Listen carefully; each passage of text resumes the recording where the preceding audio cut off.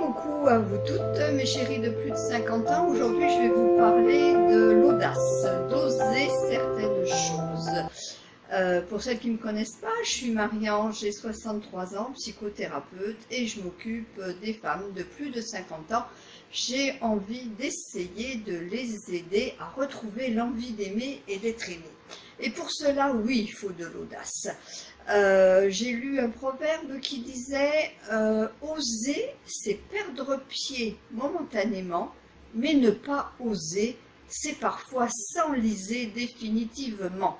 Donc on comprend bien comment c'est important parfois d'oser oser.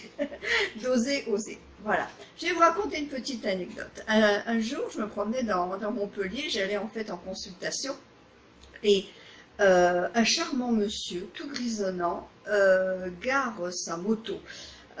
L'image merveilleuse du bel âtre, du bel homme grisonnant, habillé de lin blanc, et nos regards se sont croisés.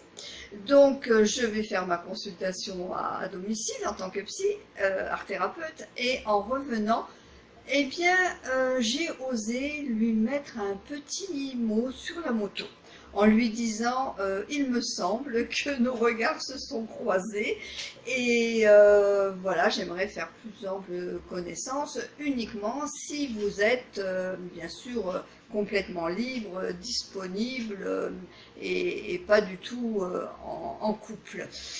Et quand je raconte ça à mes copines, elles me disent « T'es folle, Marie-Ange, on n'aurait jamais osé, comment t'as pu écrire un mot à un inconnu comme ça ?»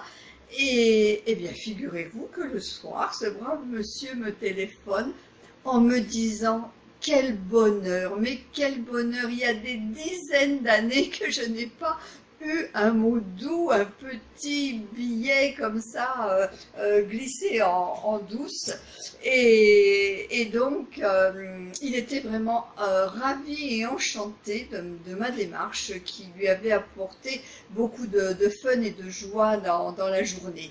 Donc le fait est, c'est qu'il partait en vacances, voilà, il me dit au retour on s'appelle, et au retour, il n'y a jamais eu de retour, donc c'est pas grave en soi, c'était pas l'homme de ma vie, mais en même temps, ça aurait pu l'être, et c'est ce que juste je veux vous prouver, c'est que ça aurait pu l'être, ça aurait pu devenir un très bon ami, et comment ce petit acte, un peu d'audace que j'ai fait, d'aller écrire un petit mot sur la moto d'un inconnu, scotché et tout en plus.